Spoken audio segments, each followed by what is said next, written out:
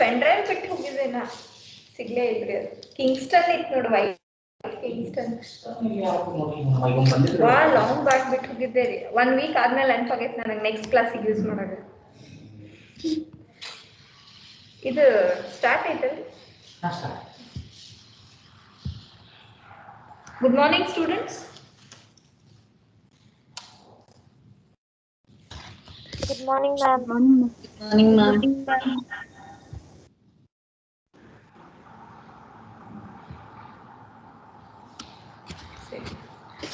Today I am going to teach about the development of midgut, like how the midgut develops, how it rotates and fixed to the adult position, and what are the congenital anomalies.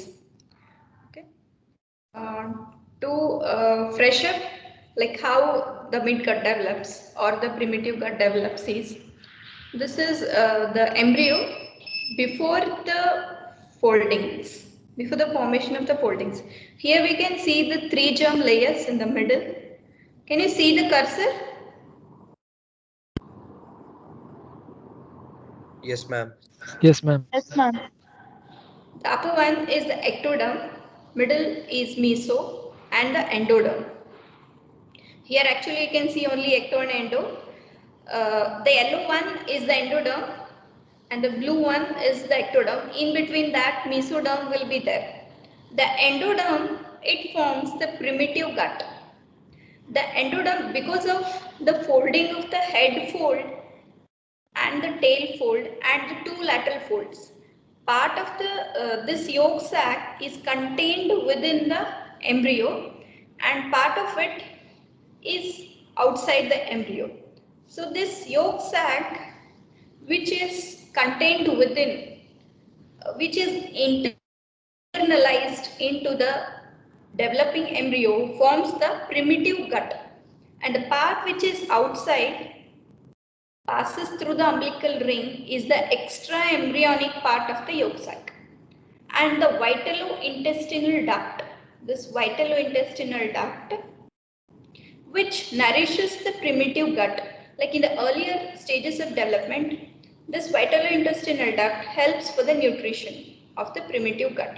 So this vitalo-intestinal duct, which connects the primitive gut with the extra embryonic part of the yolk sac, it passes till the gut becomes functional and it gets the nutrition from other sources.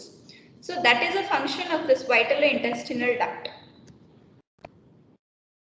The primitive gut is nothing but the endodermal tube. So the endodermal tube, what it forms? It forms the epithelial lining of the gut. Like from the stomach to the rectum and anal canal, the endoderm is derived into the epithelium of the gut. The parenchyma of the glands, okay, the glandular part, is derived from the endoderm. Okay, the hepatic buds which you have seen, studied in the development of the foregut, is derived from nothing but the diverticulum of the endoderm. Then this planktopleuric layer of mesoderm. This endodermal tube is covered by this planktopleuric layer of lateral plate mesoderm. Some amount of mesoderm will be covering around that is this planktopleuric layer or the visceral mesoderm, which forms the stroma of the gland. That's the binding of the secretory part is the stroma of the glands, and the musculature of the organs, like the gut will be having a muscle layer around that, the inner circular, outer longitudinal muscle coat in different parts of the gut, and in some organs also we have the muscle around that is derived from the splachnopluric layer of mesoderm. Even the peritoneum is derived from splachnopluric layer of mesoderm. That's the mesothelium and the connective tissue layer. So this is how the endoderm and the splachnopluric layer it is derived into different structures. This is a primitive embryo, the primitive gut, from the stomatodium till the we can see this is foregut. The part of the primitive gut which is within the head fold is a primitive foregut. The part which is within the hind gut, the lower limb, the tail fold. The head fold is foregut, tail fold is hindgut, and the middle part forms the midgut. This part forms the midgut.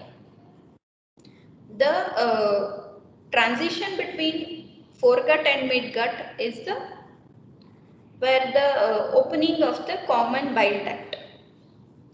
Whereas here it is called that part is called as superior intestinal portal, and lower part is called inferior intestinal portal. So the junction here, that's the superior intestinal portal, and junction below is the inferior intestinal portal. So in between that is the midgut. The midgut, it has the dorsal mesentery. Only in the posterior part of the gut is connected to the posterior abdominal wall with the help of the fold of the peritoneum, that is mesentery, dorsal mesentery. There is no ventral mesentery. Through the dorsal mesentery, the superior mesenteric artery, which is a branch of the dorsal aorta, originates and it runs posterior-anteriorly within the midgut, this fold of the dorsal mesentery, and supplies the developing midgut. So this superior mesenteric artery, as it runs in the dorsal mesentery in between the two limbs of the midgut, this acts as the axis. So this is the upper part of the midgut loop is called as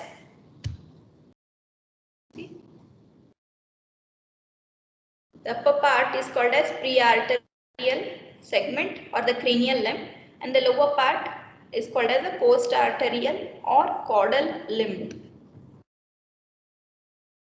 Okay, this is the cranial limb and this is the caudal limb. In between that is a superior mesenteric artery which forms the axis of the around which these loops will rotate. So this midgut, at the apex of this midgut loop is attached the vitalointestinal duct. At the two ends of the midgut, the cranial end, there is a thickening of the dorsal mesentery which is called as superior retention band, and the dorsal limb, the lower end is attached to the posterior abdominal wall with help of inferior retention band. These superior and inferior retention bands are nothing but the condensation of the connective tissue within the dorsal mesentery. They are derived into some other structure which I discuss later in the formation of adult structures.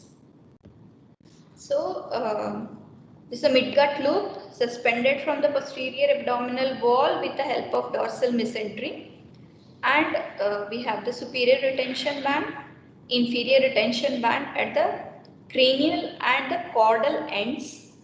The upper limb is called the prearterial segment or the cranial limb. Cranial is the upper part. The lower part is called the caudal limb or post-arterial segment below the artery. Okay. Here we can see this is superior mesenteric artery. You can see that this is pre-arterial segment. This is post-arterial segment, and the apex of the midgut loop is attached to the yolk sac, which is connected with the extra-embryonic part of the yolk sac outside the umbilical opening. Same thing.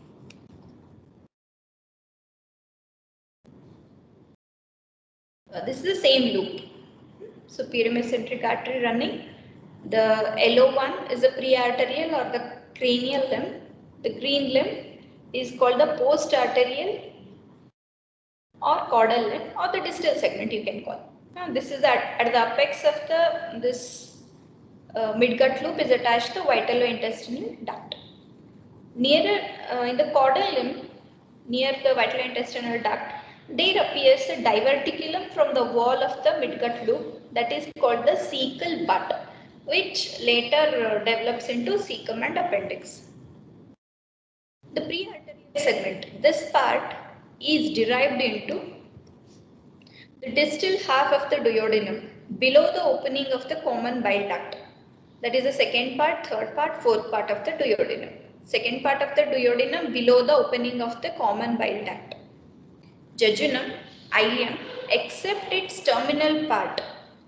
The postarterial segment, this green part will differentiate into and forms the terminal part of the ileum, cecum, appendix, ascending colon and proximal 2/3 of the transverse colon, that is right 2/3 of the transverse colon is derived from the midgut, not the left 2/3. Distal part of the transverse colon is derived from the hindgut. Okay. Only so this starts from the second part of the duodenum, distal to the opening of the common bile duct to the proximal or the right 2/3 of the transverse colon is going to be derived from the midgut. Okay. Now we'll study the formation and rotation of the midgut in 3 stages. Like how it develops. It develops in 3 stages. In the first stage, see here, you see from here, this is the cranial limb, caudal limb and the bilateral-intestinal duct. It is there in the umbilical ring. See, this is the umbilical ring. It passes through that and connected to the umbilical, the extraembryonic part of the yolk sac. Okay, or we are like in the diagram, only this part is highlighted. Okay, this is the umbilical ring. In the first stage, the cranial limb of the midgut loop, it grows enormously, like it starts growing faster than the caudal limb. It passes through, it is oriented vertically. The cranial limb, caudal limb and the superior mesenteric artery, they are oriented vertically above downwards. So if we take a section here, transverse this section here, we can see this is the umbilical ring. You can see the prearterial segment, the cranial limb, postarterial segment, that is the caudal limb. This limb above, this limb below and the superior mesenteric artery in between. Okay. If we see a section at the umbilical ring, so it looks like this. They are oriented vertically above downwards. Okay, this part grows more. In the first stage, this midgut loop, it rotates 90 to 90 degree in the anti-clockwise direction. See this ring, we are seeing it from front. Okay, this is the umbilical ring. We are seeing the segments from front. Okay, it rotates 90 degree anti-clockwise. This is anti-clockwise direction. So this limb rotates to the right. The prearterial segment rotates to the right and the postarterial segment goes up. This goes downwards and to the right. Postarterial segment goes up and to the left. Okay, this is the initial 90 degree rotation in the first stage, which takes place during 6 to 9th week of gestation. Okay, you understood this rotation, how it rotates about the prearterial segment, postarterial segment. This is the first stage. If you don't understand, you can interrupt at any stage. I will repeat. Okay, you understood this? See, midgut rotation is very important. Midgut rotation, development and the anomalies. Yes, anybody? Yes, ma'am. Okay. The initial 90 degree occurs in the first stage. As this midgut loop, the cranial limb will be growing faster. There occurs a physiological umbilical hernia. Physiological, this should happen, this will happen in the normal process. The loops of the developing midgut, they protrude out, hernia, it's protrude out from the body wall into the umbilicus. That's a physiological umbilical hernia because there is a rapid growth and expansion of the liver and mesonephric kidneys. Okay, that's why the space within the abdominal cavity is small, as the liver and mesonephric kidneys are growing larger in size and expanding also. The abdominal cavity size is small, so it cannot accommodate the faster growing intestinal loops. That's why the growing midgut loop will herniate out into the the umbilical ring that is outside the body wall. This is a physiological umbilical hernia. That's the same thing. Later in the second stage, here you can see, in the second stage, again rotation occurs. This 8th to like 9th. In the second stage, it starts from 9th to 10th week of gestation. This thing will start like the abdominal cavity size starts increasing and compared to the growth of the liver and the mesonephric kidneys. So within the abdominal cavity, the volume, the capacity is more, the space is more, so that the midgut loop, which are developing midgut loops, which are herniated through the umbilical ring, they start withdrawing, they start going inside the abdominal cavity. There occurs withdrawal of this midgut loops. Okay, because the liver size and the kidney size, the growth is like it is not that much compared to the growth of the abdominal cavity. So, which part of the midgut loop will enter first is the cranial limb, because the cecal bud, the size will be more. Initially, the cranial limb will enter back into the abdominal cavity. This goes to the left side of the developing, left side of the abdominal cavity, behind the superior mesenteric artery. You can see here. This loop goes behind the superior mesenteric artery. It pushes the dorsal mesentery, passes behind the superior mesenteric artery. You can see here. So this part forms the duodenum. Superior mesenteric vessels are present in front of the duodenum. Okay, that is the reason why the superior mesenteric vessels are in front of the duodenum, because the returning loops, they push the dorsal mesentery to the left side, enter behind the superior mesenteric artery into the left side of the abdominal cavity. So they return. So here further 90-degree rotation occurs. Here this rotates and enter back into the left side of the abdominal cavity. Here you can see the rotation. This thing, it rotates further. Initially, like 90-degree rotation, this post-arterial limb was here. It has rotated upwards. Here, this is on the right side. This goes downwards. This goes downwards.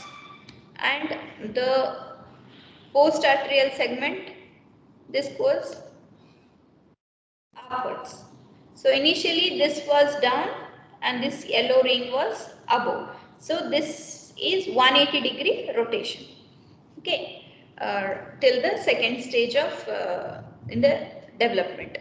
Third stage, like it occurs in the 12th week of gestation. The further 90-degree rotation occurs. So in the second stage, all the coils of the small intestine will enter back. In the third stage, this cecal bud, this it guides the re-entry of all the loops.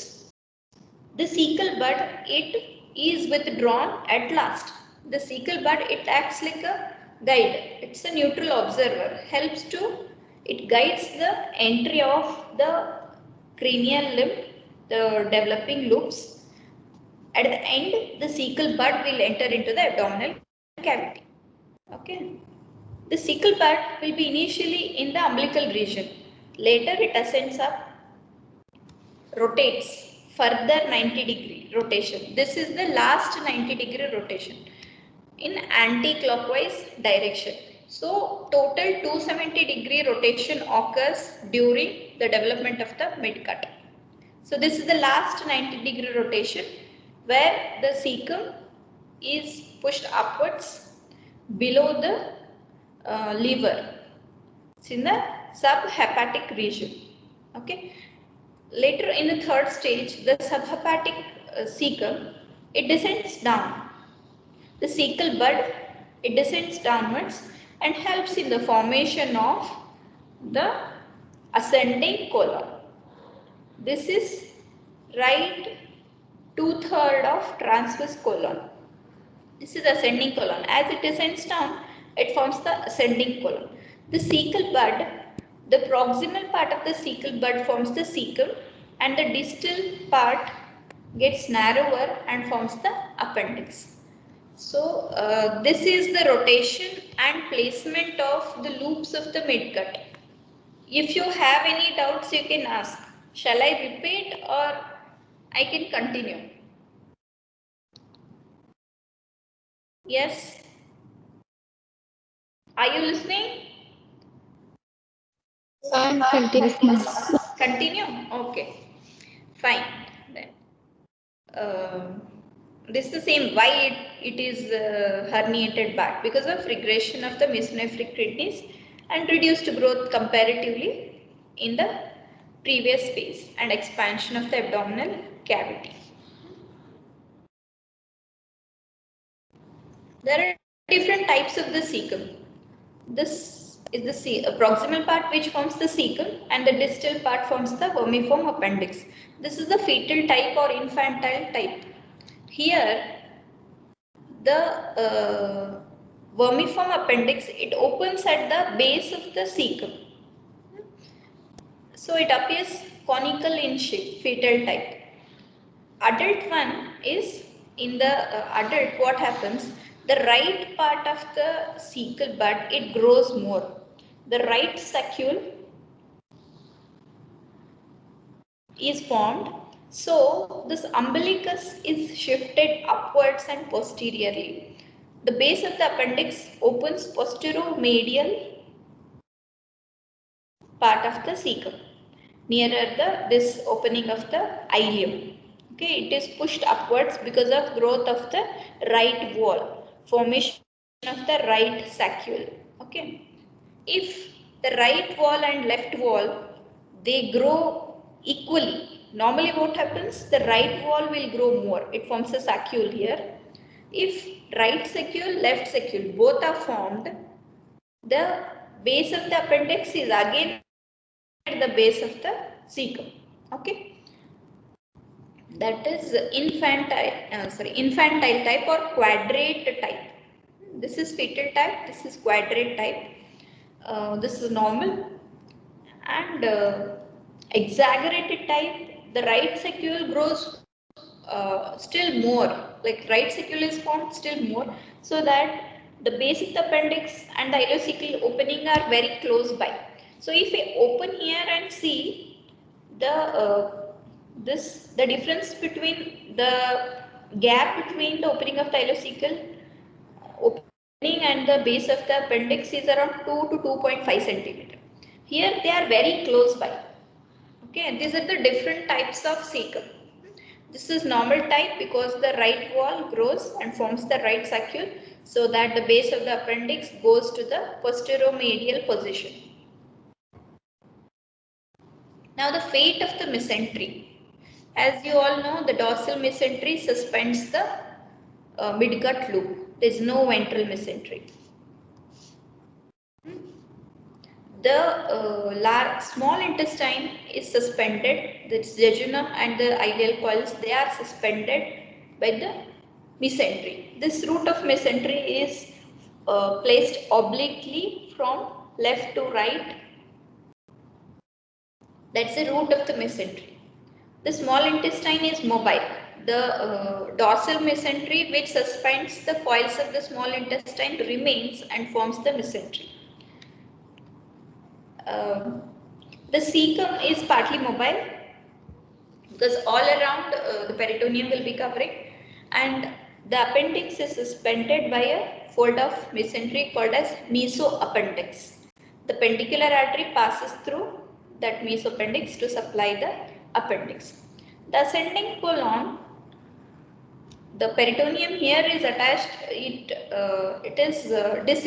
that disintegrates, and the ascending colon is attached to the posterior abdominal wall. So only the front and the sides of the ascending colon are covered by the peritoneum.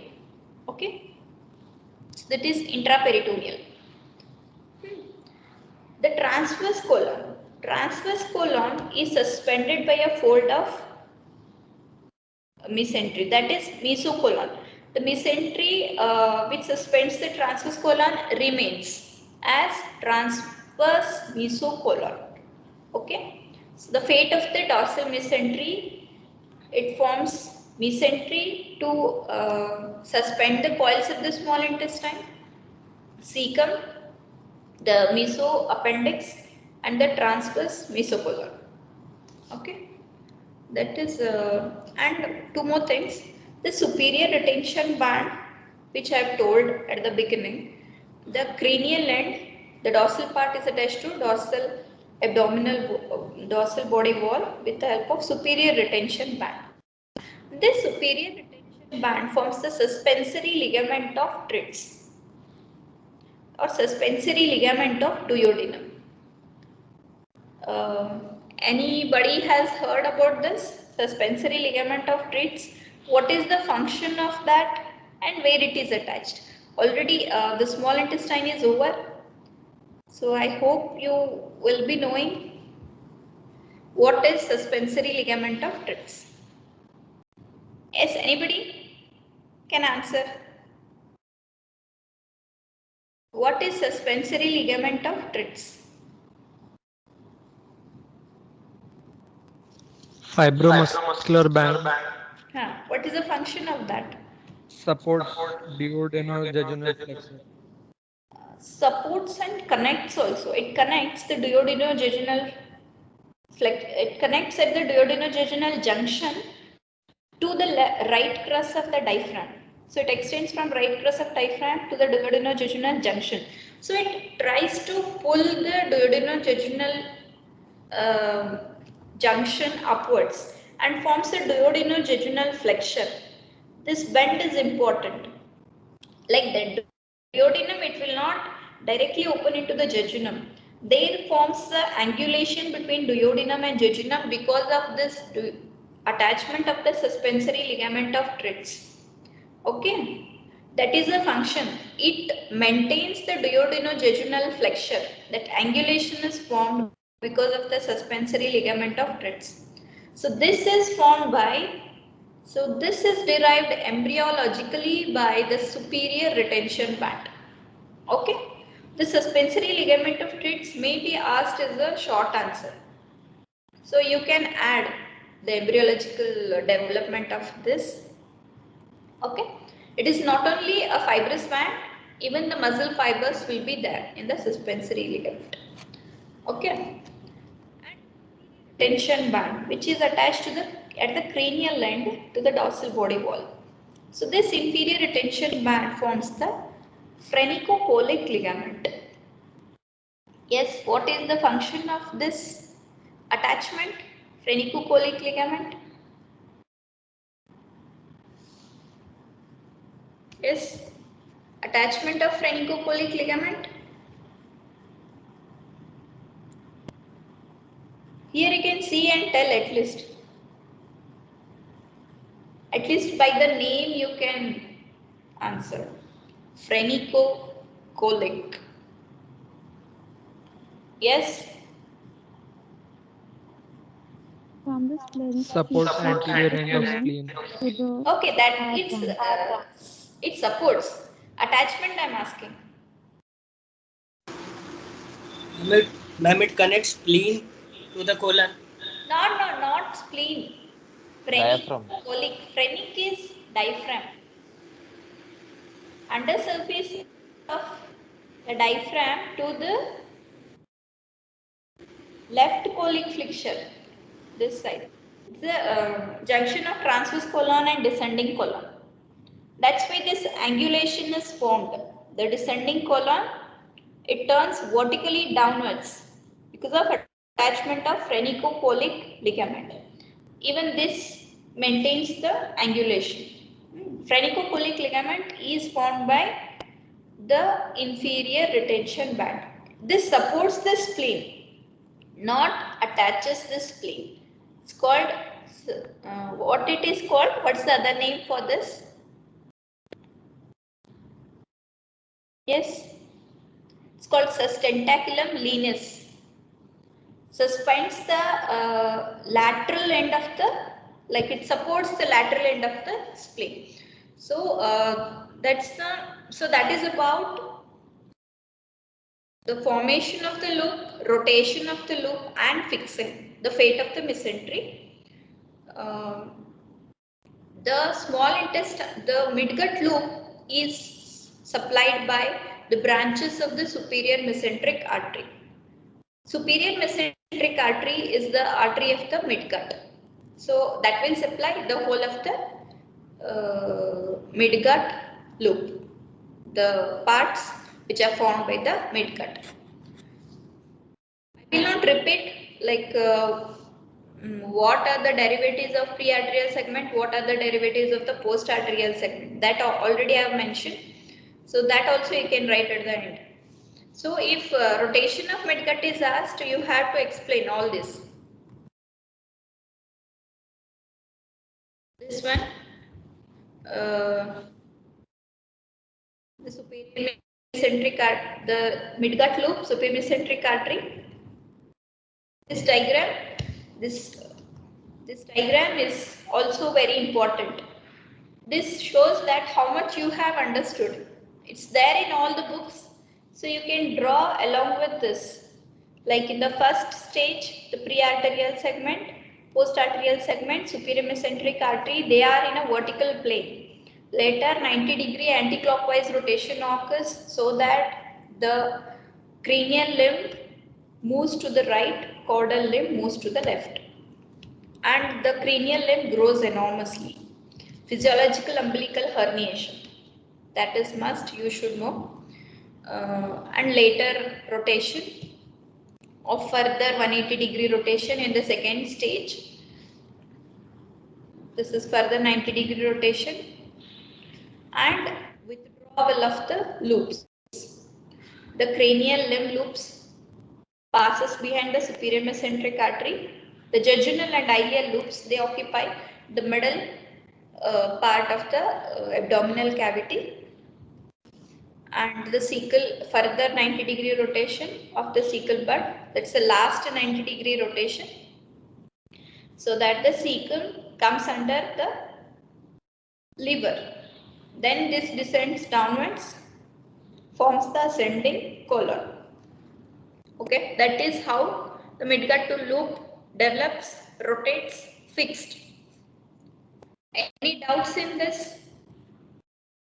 Types of cecum, fate of the mesentery, everything you should mention. Okay, midgut rotation, you will explain only this much. For marks, you have to explain all this, like fate of mesentery, how mesentery is formed, how transverse mesocolon is formed, and superior retention band. At least you should mention the names. Superior retention band forms ligament of Treitz, inferior retention band forms phrenicocholic ligament. So till that is the development. Any doubt in this? No? I will proceed then. The congenital anomalies, they are also very important. that's a normal rotation.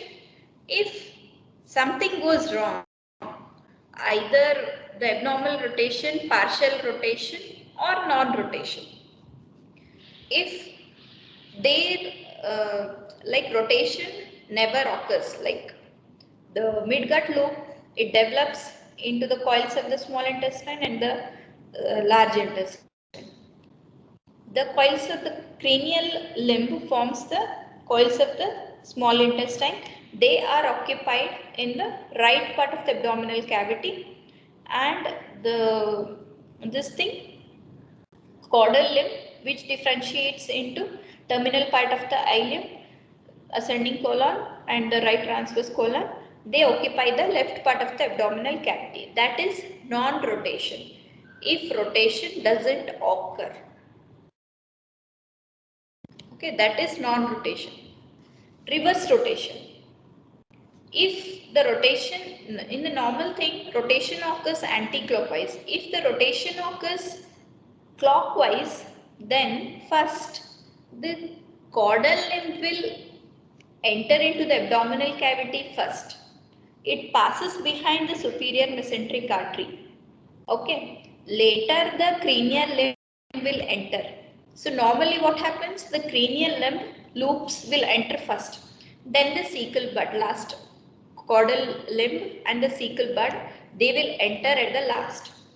But in the reverse rotation, along with the clockwise rotation, the caudal limb will enter into the abdominal cavity first, and the cranial limb will enter later. So this here the superior mesenteric artery will be passing in front of the transverse colon that may compress over the colon. Okay. The volvulus is a condition where, like this ileum will go into the colon, like telescoping, it goes inside, is the volvulus. Abnormal rotation of intestinal loop in this, the subhepatic cecum. If the cecum fails to come down into the right iliac fossa, the ascending colon is not formed. The cecum is present below the liver. That's called subhepatic cecum. Okay, and the appendix is high in the, like below the liver, right upper quadrant. So the person, in case of appendicitis, the person presents with pain in the right upper quadrant. That may be mistaken for the cholecystitis. Okay, normally the pain will be in the lower right quadrant, because it is in the right iliac fossa. If the cecum fails to descend down, the person will feel pain in the right upper quadrant. And the appendicitis may cause general peritonitis because it is not contained. It spreads to the general peritoneal cavity. So those are the abnormal types of abnormal rotation. Sometimes partial rotation may occur. The last 90-degree rotation will not occur. So this cecum will be there in front of the stomach or further down. If the cecum, the last 90-degree rotation, the cecal bud will rotate and go below the liver. No? If that doesn't occur, then cecum will be in the umbilical region or in the left iliac fossa. Okay, that is partial rotation. Only first 180-degree rotation occurs. Then the other congenital anomalies like omphalocele. Sometimes what happens? The intestinal loops which herniate during the during normal development, the physiological umbilical hernia, it fails to go back. During physiological umbilical hernia, the normal loops will be there in the umbilical, this sac covered by the amnion. If it fails to enter back into the abdominal cavity, we can see the coils of the small intestine covered by the amnion, like in the region of the umbilicus. Okay, the coils of the small intestine, they are covered by the amnion. That's called omphalocele. It's also called examphallus. Here you can see the coils of the small intestine covered by the amnion. This is the umbilical cord attachment. That is omphalocele. One more anomaly is gastroschisis. Here, the defect in the linea alba. After the all the loops will enter back into the abdominal cavity, here the physiological umbilical hernia is not reduced in the omphalocele, but in gastroschisis the physiological umbilical hernia has reduced. All the coils of the midgut loop, they are returned back into the abdominal cavity, but the coils will come out of the defect in the anterior abdominal wall, just lateral to the attachment of the umbilical cord. These coils of the small intestine, they are not covered by any layer in gastroschisis, not covered by any membrane. One more variant is the congenital umbilical hernia. In this case, because of the umbilical ring is weak, the coils of the small intestine, they herniate through the umbilicus. This is also after the reduction of the physiological umbilical hernia.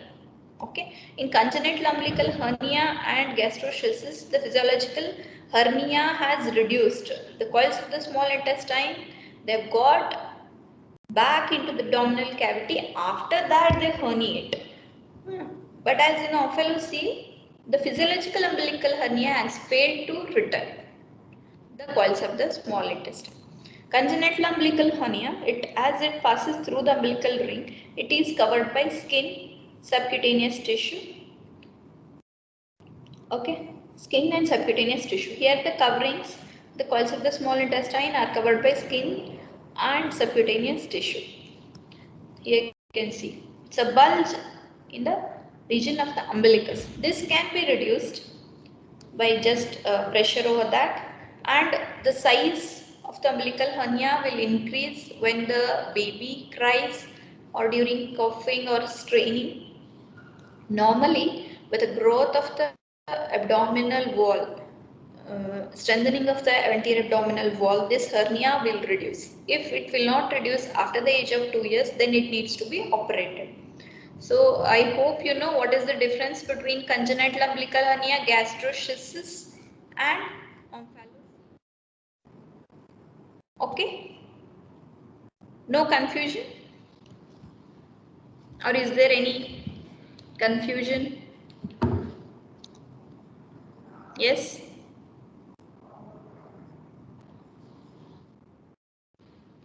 Vitalointestinal duct anomalies. What is vitalointestinal duct? Yes, anybody? What is vitalointestinal duct? Okay, one thing I forgot to tell is during the last stage,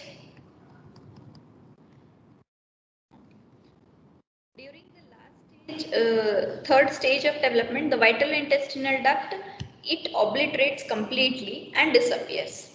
Okay, if it remains, then we find these anomalies. So what is vitalointestinal duct? I mentioned it at the starting. Yes? Anybody is there? The that joins the Huh. yolk sacs to the midgut. Yes, it connects yolk sac, the extraembryonic part of the yolk sac with the primitive gut.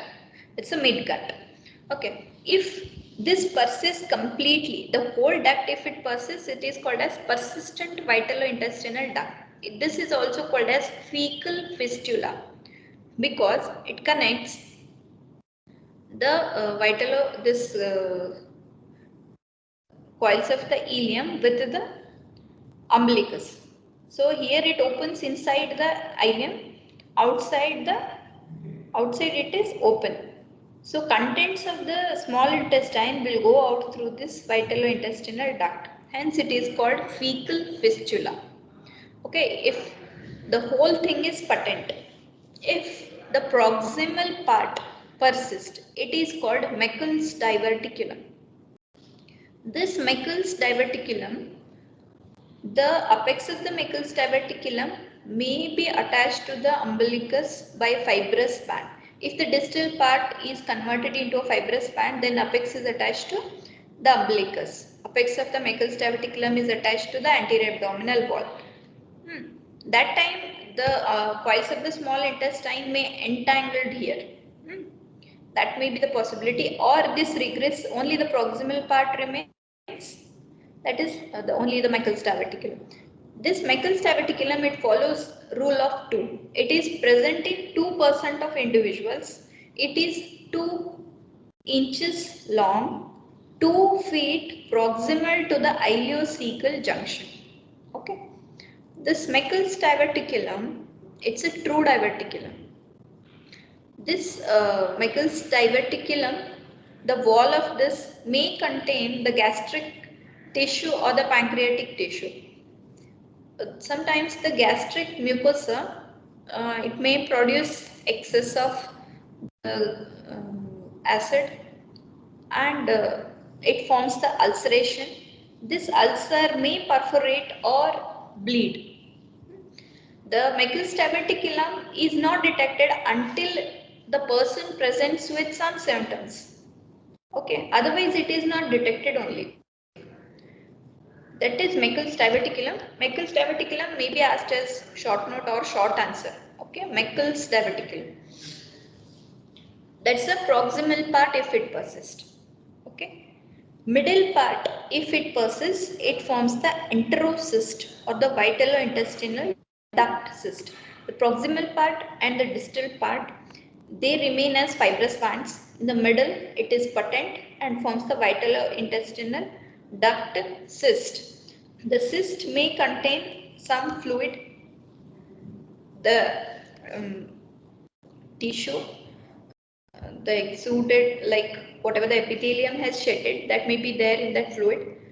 This vitalointestinal duct cyst, it appears as a small swelling just below the umbilicus, like behind this umbilicus we can feel a cystic swelling. Like if we feel like a balloon, like something cystic feel it gives. Okay, that is vitalointestinal duct. If middle part of the vitalointestinal duct remains. If the distal part of the vitalointestinal duct remains, it forms the vitelline sinus, or also called as umbilical sinus. It is open only exteriorly. It may be either attached to the coils of the small intestine by a fibrous band, or only a simple sinus will be there. Okay, this vitelline sinus, if it protrudes out, this mucosa is exposed to the exterior and it appears like a reddish tumor. It appears like raspberry tumor. It appears like raspberry. Hence it is like, this is umbilicus, it protrudes through the umbilicus. If the vitelline sinus or umbilical sinus, it protrudes out because of straining, coughing, the mucosa, it appears red. Hence it is called raspberry tumor. The umbilical sinus may present with some fluid-like thing coming out of this umbilical sinus, or it may protrude out. Okay. So these are the congenital anomalies. So congenital anomalies, they are divided into the congenital anomalies because of abnormal rotation of the intestinal loop. In that, reverse rotation, non-rotation, and subhepatic cecum are there. And these are the anti-abdominal wall defects, like hernia over the anti-abdominal in the region of the umbilicus, such as omphalocele, here coils of small intestine covered by the amnion, gastroschisis, coils of small intestine, they are not covered by any membrane because a defect in the anterabdominal wall, the loops will herniate by the side of the umbilicus. Congenital umbilical hernia, because of defect in the umbilical ring, the coils of the small intestine, they herniate covered by skin and subcutaneous tissue. You can see this is skin. Vital intestinal duct anomalies such as persistent vitalointestinal duct or fecal fistula, Meckel's diverticulum, vitelline duct cyst or enterocyst, vitelline sinus. These are the congenital anomalies of the vitalointestinal duct. Any doubt in this? I will share the clinical scenarios later. Okay. I'll attach the questions with the PPT and okay, I will share with you. Any doubt? Yes. No doubts?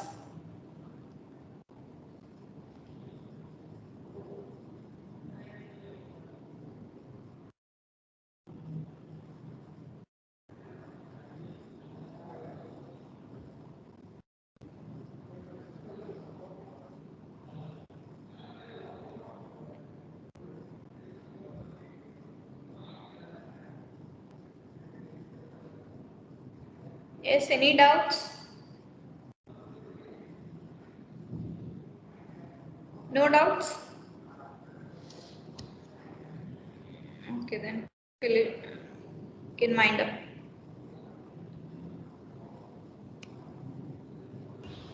Thank you. Thank you, ma'am.